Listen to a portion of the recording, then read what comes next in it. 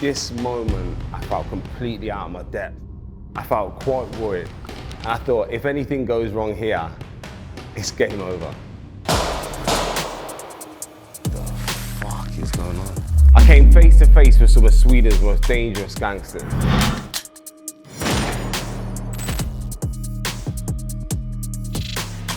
I'm on the way out to Sweden, and I'm flying, sitting next to a Swedish international, and I'm sharing my opinions about Sweden, how I expect to see this nice place, not really deep in the fact that it's the gun murder capital of Western Europe. Over the last decade, this once chilled country of almost 11 million people has developed a deadly reputation.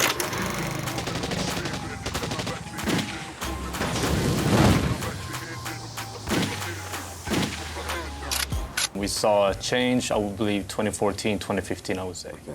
The brutality that we see today, like the number of shootings and explosions and murders and attempted murders that we have, it's shocking. I think it's shocking for everyone. Have you got anything that you can show me to give me like a bit of an idea, or kind of prep me of like the kind of things I'm going to be seeing, the people I'm going to be meeting, and some of these incidents? Yeah, this is from a shooting. This is chat logs. The victim is a 15-year-old boy, right? Sitting in a sushi restaurant like this.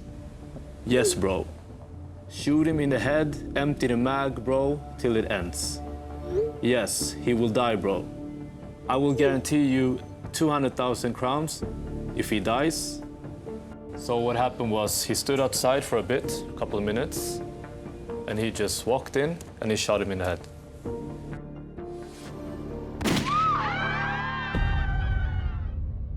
When you see it in reality, it haunts you.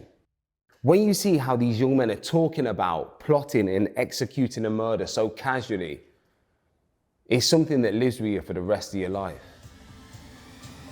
I need to talk to somebody who's actually in a gang. First and foremost, is it easy to influence kids into that kind of life?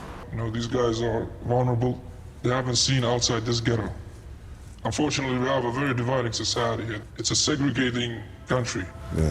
And influencing them is very, very easy. Money, clothes, weapons.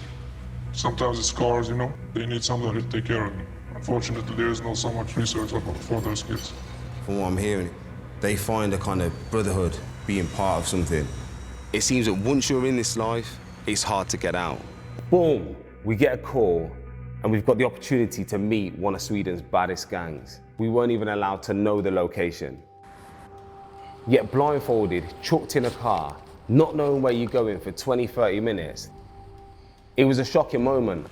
I've got about 16, 17 guys in front of me on bikes with a lot of weaponry. Where is the 9mm? I'll be honest, this moment I felt completely out of my depth. I felt quite worried, and I thought, if anything goes wrong here, it's game over. Yo, are you guys able to tell me, you know, where these weapons come from? A lot of guns come from Balkan. They come from Albania, Serbia, Bosnia. There was a war there, and now there are more guns than people that live there, you know. You know, you put a secret spot in a car, you put the gun in, and you drive. And I can show you this. It's AK-47. You really want to fuck somebody up? We blow them up. If we can't find them, we blow up their car.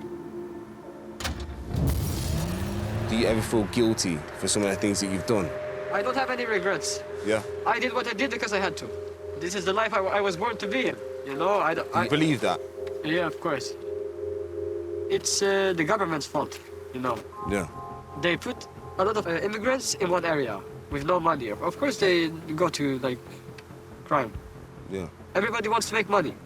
If you had a chance to move out of here, would you move out of here? That's every man's goal in our crew, to leave this country. I don't want to need to look behind my shoulder every day. I don't want people looking for me. That's why I want to move. Thank you for talking to me.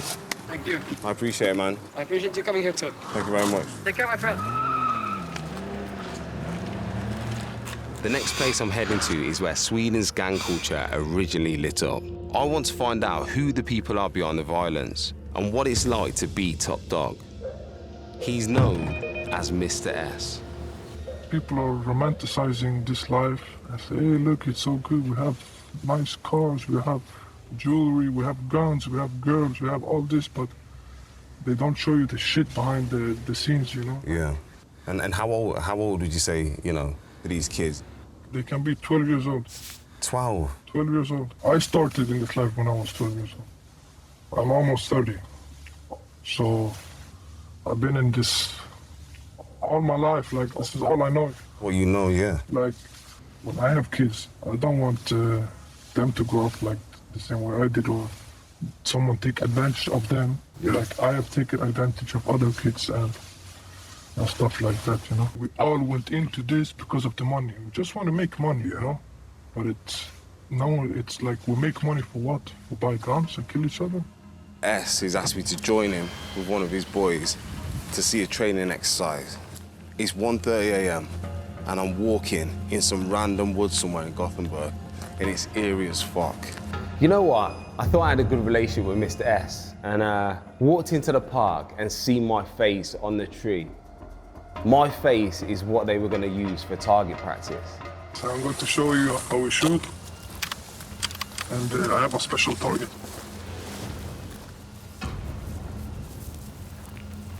I didn't know how to feel about that.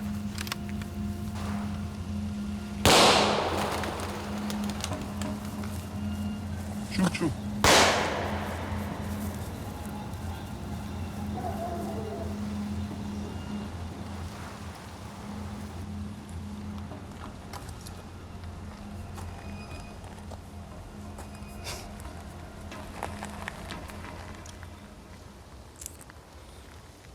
I fucking hate guns. What the fuck is going on? Check out the full episode of Ashley Cain Into the Danger Zone on BBC iPlayer.